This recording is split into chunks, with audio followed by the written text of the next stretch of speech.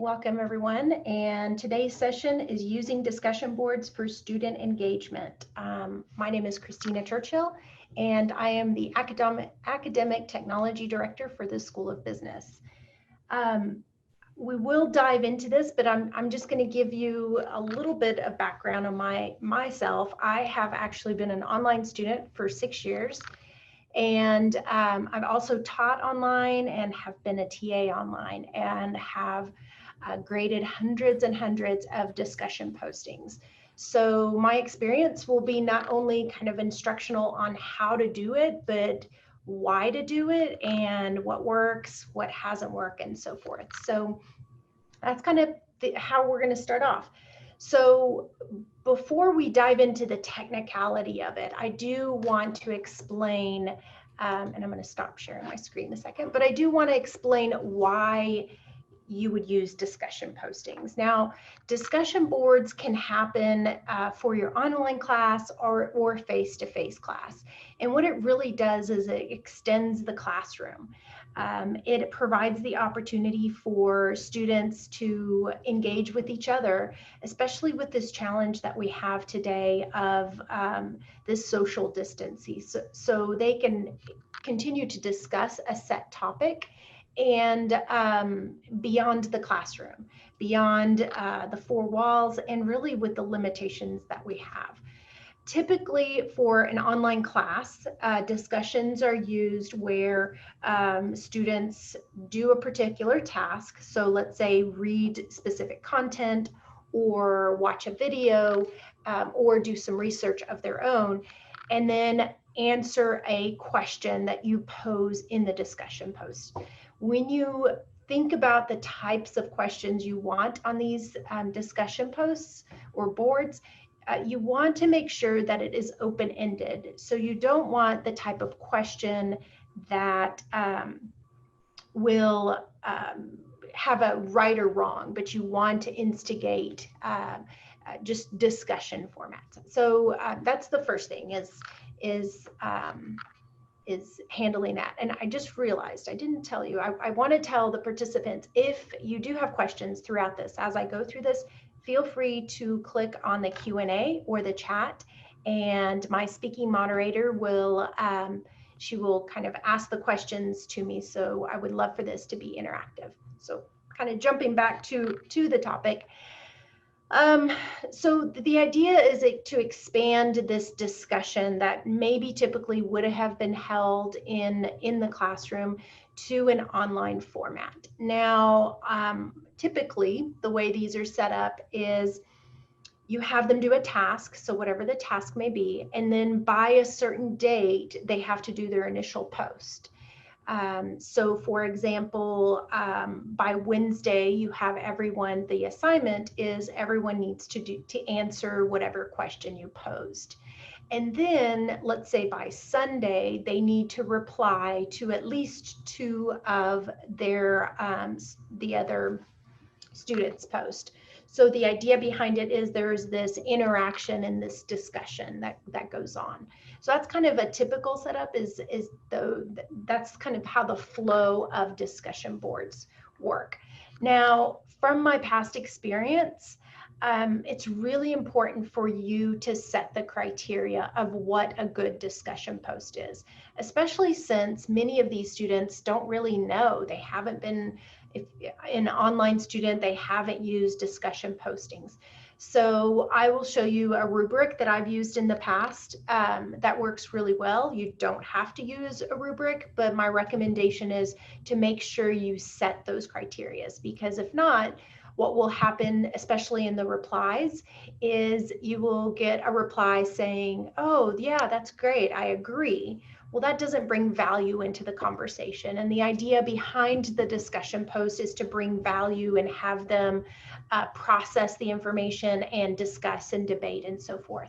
So kind of the key is establishing the guidelines of what you're expecting, and then also coming up with good questions. So again, as I mentioned, you don't want questions that have a right or wrong answer. You want to kind of stimulate some debate. And so set your questions up that way so they can process and think about the information rather than just tell you the right answer. So that's kind of the key component. I also use discussion posts for kind of an open category of questions. So something that is not graded, but I encourage students, okay, go to this area, and if you have a specific question, go ahead and put it in there. And so a lot of times they'll answer each other's questions, and I'll show you how you can set that up. But I kind of have an open forum of questions that students can work with each other and problem solve on the material itself. And so again, not graded, but just an opportunity to collaborate. Something that may take place naturally in the classroom when we don't have to do social distancing now can take place in a discussion forum. So let me show you kind of the technical side. So I'm going to go ahead. Now this is just a template that I have and use, but underneath discussions, I have a couple that are already pre-set up. I'm going to show you the ones that are pre-set up, and then we'll bounce back and I'll explain how to set one up. So as you notice here, I have a general course question. This is kind of the open forum. And by the way, if you are going to use this, you need to make sure you tell your students that it's there, because they're traditionally not going to know that that is an option. And I would also let them know, hey, every once in a while, I'm going to look through it and answer questions. And then this way, you're not getting a million emails for the same questions. You can address it through this discussion forum. So here, you can leave that open, and all they do is just click on reply, and I have a question on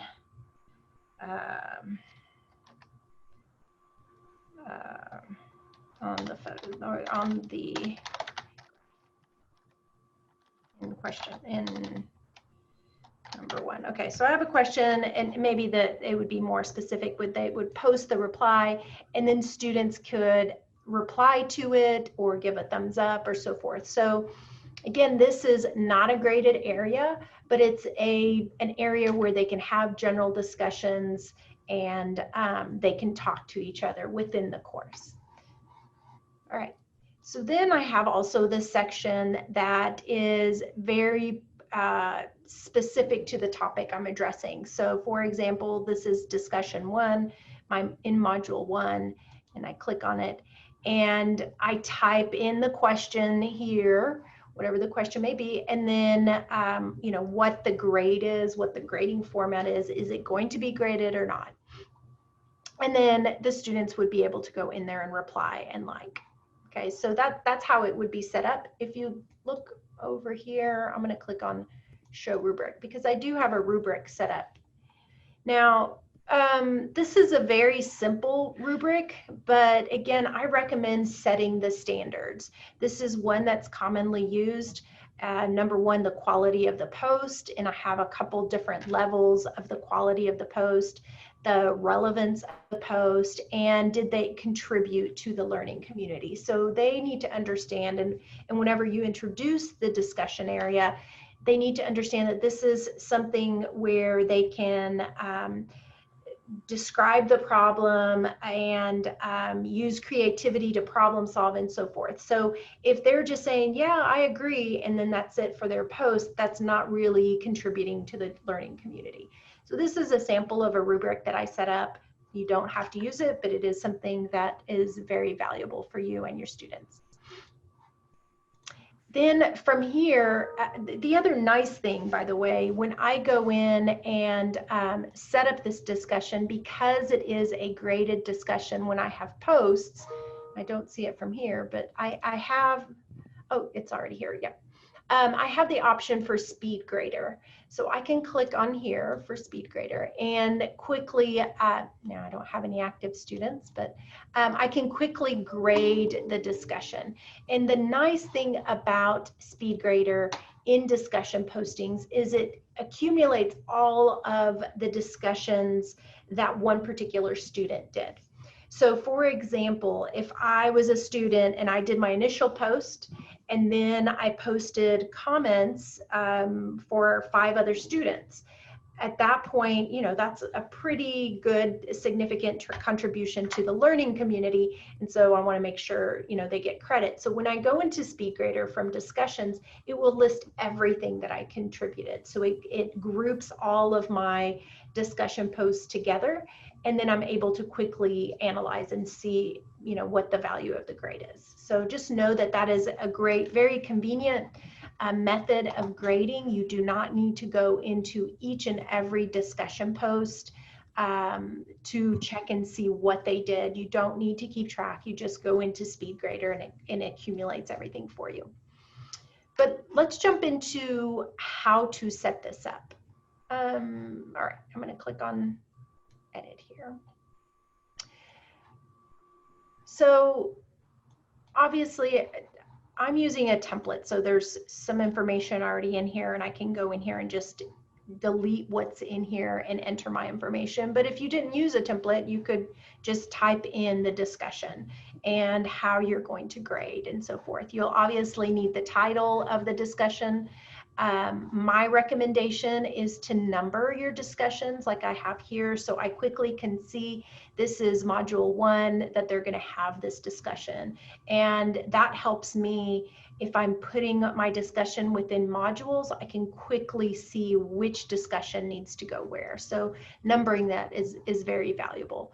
But I enter the information, the question that I want to pose to my students. And then here's some settings, some things to consider.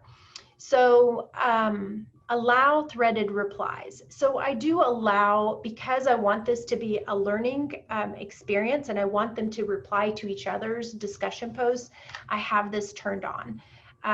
If I do not have that turned on, that means that it's just one post and that's it, and no one else can reply from there. The other option here is user must post before seeing replies. There's different mindsets on this. What this means is if I have that turned on, when I go in and look at the discussion postings or what the question is, I cannot see anybody else's answers or anybody else's discussions until I do my initial discussion post. Now, I can tell you that this is very valuable. What I found a lot of times when I don't have that turned on is students may not read the material or they may not do the research to answer the question. They just look at everybody else's responses and then come up with their own answer. And I just feel like it doesn't allow them to truly give a genuine answer to the discussion posting. So that is why that's there. If you turn it on, they won't be able to see anybody's discussion post until they do their first initial discussion post and then submit. And at that point, they immediately see everybody else's postings. So it depends on how much you want to control that. I would say maybe if you're starting in the beginning and trying to get your students accustomed to discussion posts, maybe keeping that off for a while and then maybe turning it on for future discussion posting. The other important thing is this graded option here. So as I mentioned, the first discussion post that I went through was not graded. It was just a general area to do discussion posting. If I am grading this discussion post, I need to make sure I check mark that. And then it gives me the opportunity to go through Speedgrader and grade it, and has a spot in the gradebook for the discussion posts. Allow liking, I would look at that as just like Facebook, for example, has, the like option on Facebook. That's what that option is for. I don't think there's anything wrong with it, but it depends on how you want to run your class. One thing would be, okay, well, I want you to read through all of the discussion posts and I want you to select the one that you feel like was the most concise that described this problem. So that could be a reply, and then that way it'll become kind of a voting on who got the most likes. So that could be an option on using that. All right. This is a group discussion. Canvas does allow you to set up groups, and hopefully you had the opportunity to watch the webinar on groups. If not, there will be a recording. But if you want to condense the discussion into just a specific group discussion, that's when you would turn that on. If you have a class that's a significant size, so for example, if you have a class of 100 or over 100 students, by doing group discussions, that makes it a lot more intimate. If you're having to scroll through and reply to 100 students, well, you wouldn't reply to 100 students, but if you had postings from 100 students, sometimes that can become a little bit overwhelming for the student. So by grouping it together, it may offer a more intimate setting. So just know that that is an option if you want to use that. Christina, we actually have a question about group discussions. Okay. All right, so it says, can you please show how to set up graded discussions by groups? Also, is it possible to grade cumulatively every few weeks as opposed to individually? Ooh, that's a good question. Yes, let me go through all of it, and if you don't mind reminding me towards the end, I want to make sure that we have time to cover kind of the basics, and then we'll go into setting up a group discussion. As far as cumulative, the way Canvas is set up, the grade, it won't be a cumulative grade in discussions. It is a grade per discussion. Now, what it does accumulate is all the replies. So if I set up a discussion and I do the initial and I reply to a bunch, it groups that all together. But if there's multiple discussions, it does not group those together as far as grading. So my recommendation would be, okay, come up with a grading scheme where maybe they get only 5 points per discussion, and then you're able to go in there. And I hate that I don't have any students in here, but when you go through Speedgrader, you can quickly see who participated and who didn't. So by individually grading it, it really doesn't take as much time as you think. So just know that. And the other thing is it gives them the opportunity to correct their issues. So if you use, for example, the rubric and they're getting low scores because they're not really putting in the effort or not really like digging deep into the topic that you're wanting to, by grading it incrementally, it'll allow them to adjust their behavior or their outcomes or their discussions by improving, because they know, okay, this isn't up to the standard of what the discussion group discussion posting should be. Those are just kind of things to consider. So don't forget to remind me to talk about the discussion posts towards the end if we have time. So possible points, obviously this would be the points that would end up in your grade book. And then if you, this would be the category in the grade book. So I have in this particular template discussions falling under participation. I didn't want discussions to have such a huge value because I just wanted to experiment in it. And so part of the participation is you must participate in the discussion forum. So it really depends on how you want to set that up. And then pretty valuable here is the assign. If you were cross-listing or merging your sections into one Canvas course, you can assign specific due dates and so forth according to the section, and you would do that here. And if I have different sections, it would list them on here so I can have different due dates. So that's how you typically would set up a discussion post. Now this one, again, let me leave here. This one's already set up as a template, but if you were to set a new one up, all you would do is click on plus and you just fill out the information. I do have the option here. Let me see, where did it go? I don't know. Sometimes Canvas moves things around. I'm trying to see where I add. There is a way to add the rubric, but I don't remember where it is. Let me go back to this one. This one has a rubric attached to it. Oh, it must have been up. I think I have to possibly, I had to click on these three little dots. So I think I have to set it up and then save it and then click on these dots and show the rubric or add the rubric. And you have the option here to add it. So the way it looks for a student, I'm going to go into student view. You click on here and then you go into discussions and then, oh, well, I don't have you do have to publish. Well, that is published. What's going on here? You do have to publish your discussion to activate it. Oh, hold on just a second. I have this set with prerequisites. Okay. So there's my discussion right here. I'm going to show you how to see that from a student's perspective. So I go to students view, they see my course.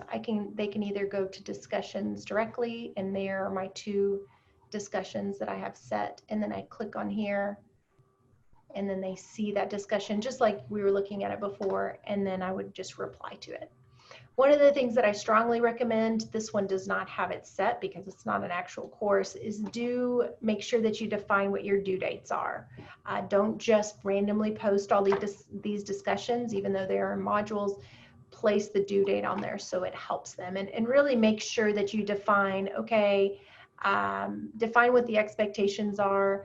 I want you by Wednesday to do your first post, and then by Sunday to do the replies to 2 students. So that's really important for them to understand. And the more you can communicate that within your discussion, within your syllabus, the better results you're going to have. Christina? Yes. Can you set the date that is due for a grade, but the availability be different for the rest of the semester? This person would like to know for students to be able to see and continue commenting throughout the semester. Yes, absolutely. So what you want to make sure is the due date down here at the bottom where you have the assigned, the due date is, if you just put the due date, it will still be available. If you don't put anything in these other dates, it'll still be available to the students. It will just, when you go in and grade, it will just flag it as if it was late, okay? Or after the due date. So for example, I would put in the due date, but then if you want discussion to continue and you go in there and grade, but you want discussions to continue, it doesn't do anything except for flag to you when you're grading that this, and it will flag down at the bottom what was late. So again, it doesn't have to reflect anything on their end, and the grades can be already put into the system and they can continue the discussion. Does that make sense? Thank you. Okay. All right, so in discussions, let's leave this page. All right. One thing that I did want to mention, so as you notice here, I do have those numbered. So this is, you can see I had a discussion in module 1 and 2, and then 3. Oh, I guess I do have it in all of the different settings. But once you have the due dates, then when I went to modules, I went in and added the discussion. And so to do that, you just click on plus, and then you select discussion, and then you select the discussion you want to add. So you click on add item from there. So again, if I just had these discussions as topics, it would be really difficult for me to keep track of, wait, I'm in module 1, which discussion is it supposed to be? That's why I recommend numbering these for your sanity to put things together. Christina, yes. Can there be separate due dates for original posts and replies? Oh, that is a good question. I don't think so. I think the due date is the due date. So I don't think that it has the option for the different things.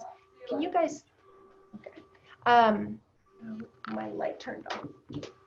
Okay, so in here, try.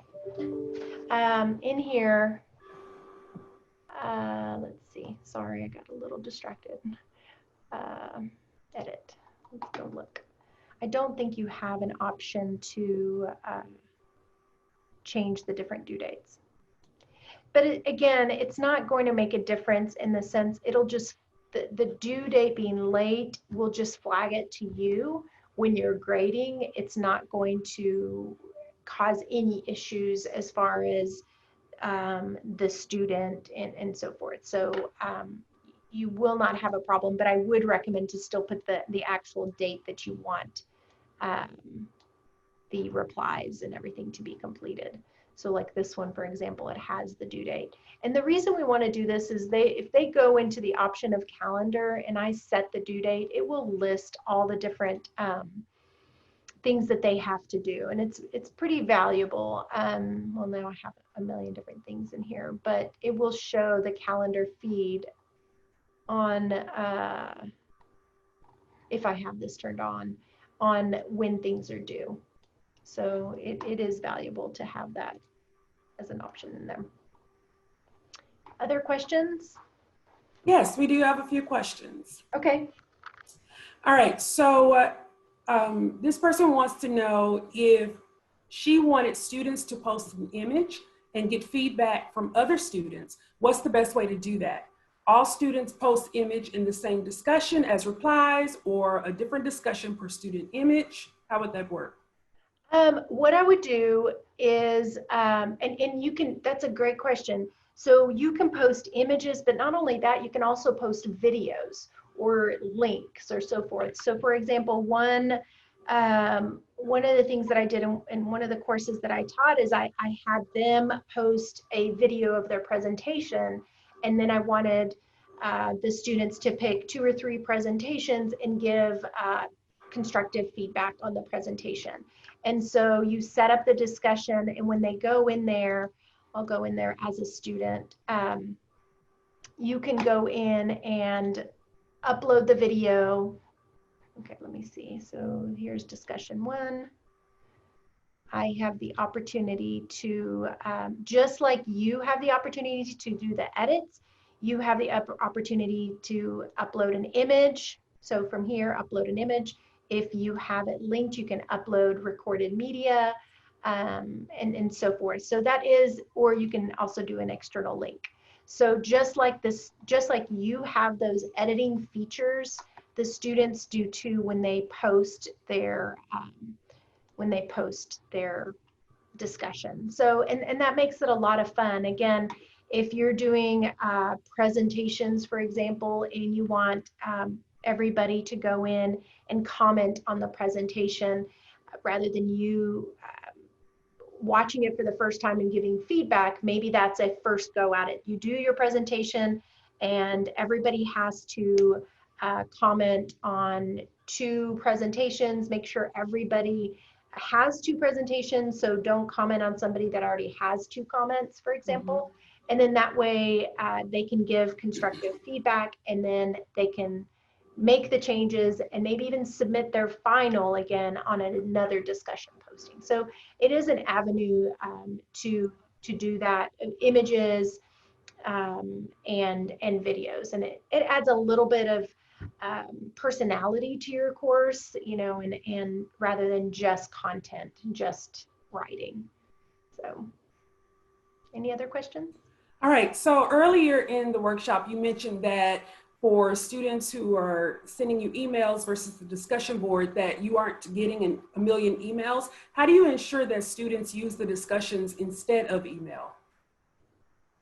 Yeah, well, some of that is training the students, because they're probably used to just asking you the email. So I think that what you need to do is kind of set up a protocol early on in your class saying, hey, I am going to be viewing the discussion section. If you have questions, please first post it in there. And if you don't get a response within X amount of time, then, you know, then email me, or, you know, whatever it may be. But you do need to kind of train the students to go there first to see if there's if there's answers to that. So it's a matter of getting students used to doing that rather than reaching out to you. Or the other thing that you can do is, let's say that you did get an email and you realize, wow, everybody's going to ask this question. I'm going to put the answer in the general course question. So you can go in there and post the answer, whatever the answer may be. Hey, if you asked about this question, you need to make sure you look up this, this, and this. And so as emails come in, you can redirect them to, yeah, that, I understand you have this question. Please look under general courses. I answered it already. And so again, it's kind of training them to go there as a resource. And if you start using it early on, it becomes more natural to them. If not, they will go directly to emailing you. So it's just kind of getting them used to that. And it could be a place of collaboration for them. And you can kind of quietly step back and observe. So one of the things that I noticed is a student would pose a question and I didn't have enough time. I didn't go in there or notice that there was a question in there, and they answered each other's questions already. And so when I went in and I looked, I'm like, oh yeah, you're absolutely on target. This is absolutely right. And so I reaffirmed that, number one, that I was present in the course and overviewing those questions, but also they realized it was kind of a place where they could collaborate together. All right, one more quick question.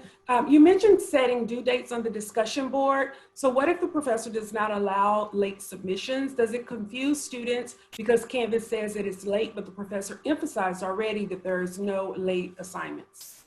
If there's no late assignments, you can still control that. So let me go, I'm gonna leave student view really quick and jump into my view. If you don't want to allow discussions beyond a specific time, or maybe not even make it open yet for people to post, you can control that by this section right here. So the due date remains the due date, whatever you set, but available from that's when the student can do their first post. So let's say that you don't want your students to jump ahead, you just want them to look at the discussions as they come or post the discussions as they come. That's where you would put the available from date. That's when they'll be able to post the answer. And then available until, that's when it closes off. So the second you put a date here on the until, they will not be able to put any posts beyond that date. Okay, so if you don't want to accept any late assignments, then what I would recommend is your due date and your until date should be the same.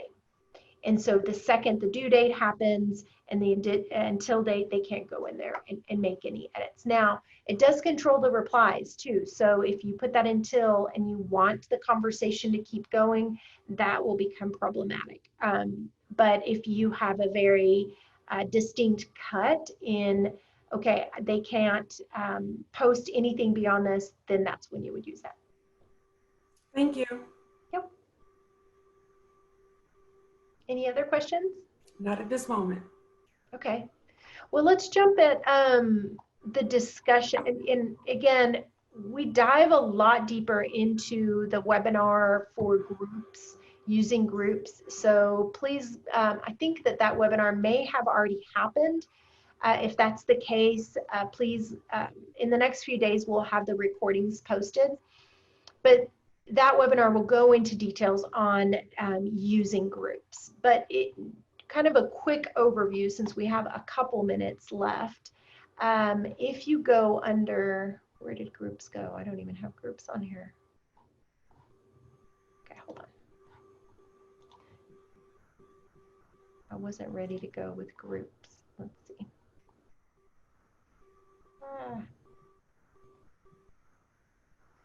Well, oh, it's under people. Never mind. Okay. If you go under people, under people, you see all the different, this is a sandbox course, so there's nobody in here. But if I had students, I would list all of the students. And if I had TA, I would list all the TA. But here you would see a group. And if I have any groups, you would click on groups. Now I don't have a group and I click on group set. And this is, I'm going to call this my discussion groups. And if I want to allow signups, I can check on that, and I can split students according to the number of groups. I'm just going to set, I'll create groups manually, and I click on save. Now at this point, it's kind of weird how Canvas does groups. There's a group set, and then there's groups within the group set. So this is my discussion group set, and then now I set up a group. So I click on plus group, and I'm going to call this group 1, and I can limit it, or I can just say save, and then I can add other groups, group 2, and so forth. And if I had students, they would be listed right here on the left, and all I would do is click on my students and drag them into the groups. And then when I click this down arrow, it would list all of the students within that group, okay?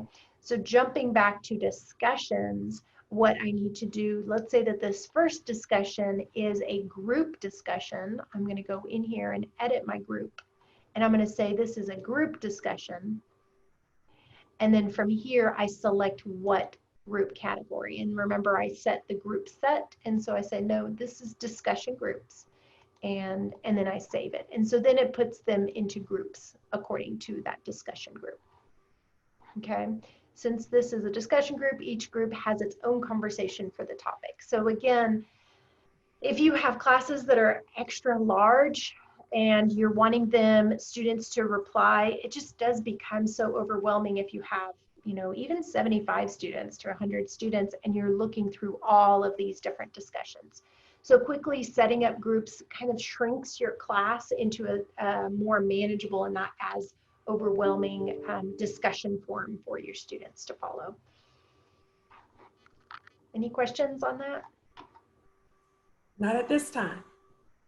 So I do want to say, you know, I feel like discussions does a couple things. It allows for conversations of your subject that you're teaching to go beyond the classroom. So they're having to discuss and interact with each other beyond the 45 minutes or 3 hours, depending on the length of your class. Beyond that, it brings it out into kind of a whole different area or a whole different time frame.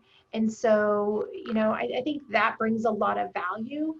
Again, my strong recommendation is set the criteria. Set what are you expecting of your students, because your students are not going to know, especially in discussions. This is most probably a very new thing to them. So setting your criteria is what is exceptional. You know, what is, this is so-so, it's not going to get, you know, a good grade. But it is another medium of measuring participation, especially if you have large classes. So if you have a large class and everybody's zooming in, or even everybody's in the physical classroom, you may have your handful of students that constantly participate, but you may have students that you never hear from. And so this allows you to kind of interact with those students or have them interact with other students in a more intimate level, really beyond your classroom. So just kind of keep in mind that that gives a lot of opportunity, to do that. Another thing to kind of consider as far as involvement in faculty. So I think it brings value for you to go in and interact with the discussion going on. So I wouldn't say you have to answer every single post, but if you're reading through and you're like, wow, that's really interesting, that's exceptional, for you to go in and reply brings value, and it makes you feel present within your class.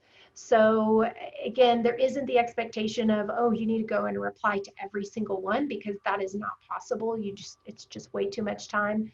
But as you're going through your discussion posts, to go in and reply on a few of them brings a lot of value, or maybe ask even more questions to bring in that conversation.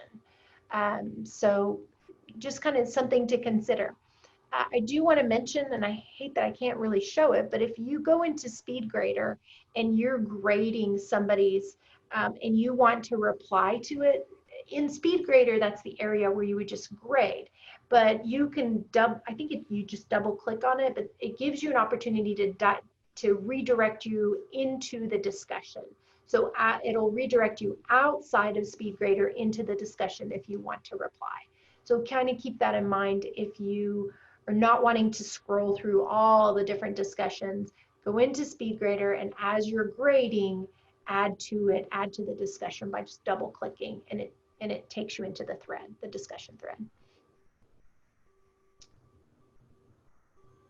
Any other questions? So Christina, I use discussions for Q&A more than true discussions. Any way to change the word discussions in the left navigation to Q&A to be more descriptive? I don't think we have the opportunity to change those titles. Let me look here, but I don't think, I think the navigation is set up for, yeah, we just can only move or disable. So there isn't a way to change that. And by the way, I didn't mention it, but if you don't see discussions in your listing here, if you go to settings and navigation, it's probably down here at the bottom. So you'll need to go in here and find your discussion and just drag it up to the top. So just know that is, but yeah, unfortunately we can't rename that. Now you can rename this section to whatever you want it to be, but not the tab that Canvas puts in there for us. Other questions? Not at this time. Okay. Well, if there's no other questions, that kind of concludes this. I feel like it was a very fast webinar. Again, I really encourage you to do discussions. I've been an online student for 6 years, which sounds crazy, but and it adds so much value. It adds an opportunity for students to connect, to engage with the material. And, you know, I wouldn't make it all serious. You know, you can make the first one, the intro, fun. I want to learn about you. Tell me your hobbies. And that may be a way kind of to dive into the introductions, but to kind of build that camaraderie. Even in this crazy time of social distancing, it gives you an opportunity to let students have those student connections. All right.